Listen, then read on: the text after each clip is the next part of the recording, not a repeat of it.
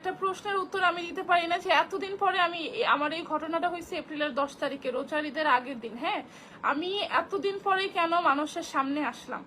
First of all আমি আমার second marriage, এটা আমি এটা সত্যি কথা, আমার মা, আমার বোন, আমার ফ্যামিলিগত লজ্জায় যে মানুষ এগুলো জানাজানি হবে। হ্যাঁ, বাংলাদেশের যে একটা প্রেক্ষাপট, বাংলাদেশের এই প্রেক্ষাপটে এতগুলা মানুষের জানাজানি হবে যে তুই এক জামাই ছেড়ে আরেক যেই গালি আপনারা আমাকে দিতেছেন যে আমি একজন হাজবেন্ডকে রেখে আরেকটা বিয়ে করছি। হ্যাঁ, এই লজ্জার কারণে ফার্স্ট অফ অল আমি এতদিন মানুষের সামনে আসি নাই। আমি আমার ফেসবুকে একটা মানুষকে জানাই নাই যে আমার সাথে কি হয়েছে।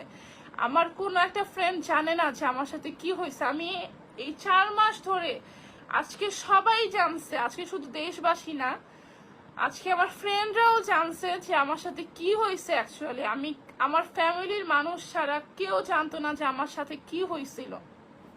তো আপনাদের যাদের প্রশ্ন ছিল যে আমি এতদিন পরে কেন লাইভে আসলাম, এতদিন পরে কেন এগুলো আপনাদেরকে বললাম, আমি বলি আমি ভিকটিম। আমি যতই খারাপ হই না কেন আমি ভিকটিম, এবং আমি ভিকটিম হয়ে আমি নিজে তাকে প্রপোজ করছি যে দেখেন, আমার মামা বলছে, আমার মা বলছে, আমি তাকে বলছি যে দেখেন আপনি আমাকে মারছেন, আমার চেহারা এখন আমি ফিরে পাবো না। হ্যাঁ, চেহারা ফিরে পাবো না। যেই লোক আমার চেহারার উপরে ছুরি চালাইছে সেই লোকের সাথে সংসার করার কোনো প্রশ্ন উঠে না। আমি আপনার সাথে কোনো রকম কোনো সংসার করব না। আপনি আমাকে ডিভোর্স দিয়ে, মিউচুয়ালি ডিভোর্স দিয়ে আপনি আপনার মতো চলে যান, আমাকে আমার মতো থাকতে দেন। সে লাইভে এসে বলছে, এই কথাটা আমি বলতে ভুলে গেছি, সে লাইভে এসে বলছে যে আমি এখন দেশবাসীর সিম্প্যাথি নিয়ে আমি তার কাছে 10 কোটি টাকা চাবো, 5 কোটি টাকা চাবো। হ্যাঁ, তার কাছে 10 কোটি 5 কোটি টাকা চাওয়ার জন্য আমি দেশবাসীর কাছে সামনে আসি নাই। আর তার কাছে যদি আমি টাকা চাইও, সে যে কাজ আমাকে করছে এই কাজের জন্য ক্ষতিপূরণ দেওয়া কি তার সাজে না? এই কাজের জন্য কি আমি ক্ষতিপূরণ চাইতে পারি না? আপনাদের হইলে কি আপনারা চাইতেন না? তো আপনারা যারা বলতেছেন যে আমি এতদিন পরে কেন এটা ফ্ল্যাশ করলাম, এতদিন পরে আমি ফ্ল্যাশ করছি এই কারণে, আজকে সকাল পর্যন্ত আমি, সে তার একটা লোক, তার ছেলের নাম হচ্ছে জয়, সেই ছেলেকে দিয়ে আজকে সকাল পর্যন্ত আমি তাকে বলাইছি যে দেখেন আপনি ওকে বলেন আমাকে ডিভোর্স দিয়ে তাকে সরে যাইতে, আমার তার সাথে কোনো রকম সম্পর্ক আমি রাখতে চাই না। সে তার মতো থাকুক, আমাকে, আমি তার কাছ থেকে 1 টাকাও চাই না। আমি এই কথাও বলছি, দেখেন আমার চিকিৎসার খরচ, আমার কাবিনের টাকা আমার কিচ্ছু লাগবে না। আমার যা ক্ষতি করছে আল্লাহ আমাকে দেখবে, আমার ট্রিটমেন্টের টাকা আল্লাহ জোগাড় করে দেবে। আমি তার কাছ থেকে কিচ্ছু চাই না। তাকে বলেন আমাকে ডিভোর্স দিয়ে আমার কাছ থেকে সরে যাইতে। সে আজকে সকালে ওই ছেলেকে দিয়ে সে আজকে সকালে আমাকে একটা কথাই বলছে যে তার সাথে আমার সংসার করতে হবে, হয় তার সাথে আমাকে সংসার করতে হবে, নাইলে সে আমাকে খুন করবে।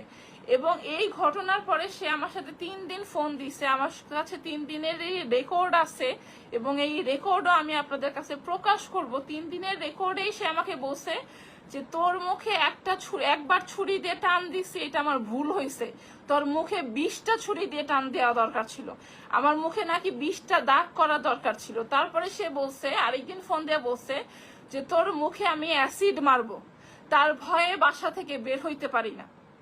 সে আমার বাসার সামনে মানুষ লাগাই রাখছে।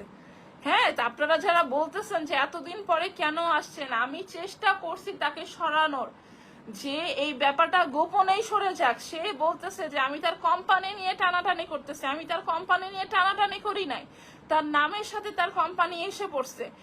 আমি চেষ্টা করছি এই 4 মাস ধরে, আমাকে সবাই বলতেছেন যে 4 মাস আগে কেন স্টেপ নিলে না, যখন হয়েছে কেন জানাও নাই। আমার এই 4 মাসের মধ্যে আমি স্টেপ নেই নাই কারণ আমি লজ্জিত ছিলাম। একে তো আমি লজ্জিত ছিলাম, দ্বিতীয়ত আমার ফ্যামিলি এত সে থ্রেট করছে, আমি আমার ফ্যামিলির ভয়ে ছিলাম। সে বলছে আমার বাচ্চাকে মেরে ফেলবে, সে আমার মাকে মেরে ফেলবে, আমার বোনের মুখে অ্যাসিড মারবে। দাঁড়াও বাবা, সে আমার বোনের মুখে অ্যাসিড মারবে, সে আমার মুখে অ্যাসিড মারবে, সে প্রতিনিয়ত এইসব কথা বলতেছে। আমি চেষ্টা করছি যে দেখেন প্লিজ আপনি আমার কাছ থেকে সরে যান। সে যখন সরে না, সে প্রতিদিন, পুলিশরা আমাকে বলে যে তাকে আমরা পাই না। হ্যাঁ, পুলিশরা বলতেছে যে তাকে আমরা পাই না, অথচ সে প্রতিদিন আমার বাসার সামনে গাড়ি নিয়ে দাঁড়ায় থাকে। সে আমার বাসার সামনে 2 থেকে 3টা হুন্ডা নিয়ে প্রতিদিন হুন্ডার মধ্যে 2 থেকে 3টা লোক, আমার বাসা হচ্ছে ঠিক রোডের মাঝামাঝি, আমার বাসার ডান পাশে একজন হুন্ডা দাঁড়ায় থাকে, বাম পাশে একজন হুন্ডা দাঁড়ায় থাকে। আমি কোন বাসায় যাই, কোথায় চাই না চাই, এই হুন্ডাওয়ালারা আমার পিছু নেয়। হ্যাঁ, আমি এই হুন্ডাওয়ালারা পিছনে, এই হুন্ডা এই তারপরে সে প্রতিদিন রাতে আমার বাসার সামনে এসে হর্ন বাজায় প্রতিদিন। তার নামে আমি মামলা করছি। যারা বলতেছেন যে কিছু নেই না, আমি যখন 20 দিন এপ্রিলের 10 তারিখে এই ঘটনা হয়েছে, এই ঘটনা হওয়ার 20 দিন আমি হসপিটালে ছিলাম। এপ্রিলের 30 তারিখে আমার হচ্ছে ডিসচার্জ হয়েছে। আমি মেবি মেয়ের মাসে আমি মামলা করছি, তার নামে মামলা করছি। আমি পুলিশের কাছ থেকে কোনো হেল্প পাই নাই। পুলিশ বলে যে তাকে নাকি খুঁজে পায় না, অথচ আমি প্রতিদিন আমার এসআই কে ফোন দেই যে দেখেন সে আমার বাসার সামনে এসে দাঁড়ায় আছে। আমার এসআই বলে কি, আপনি 999-এ ফোন দেন, কিছু যদি সে করে আপনি 999-এ ফোন দিবেন।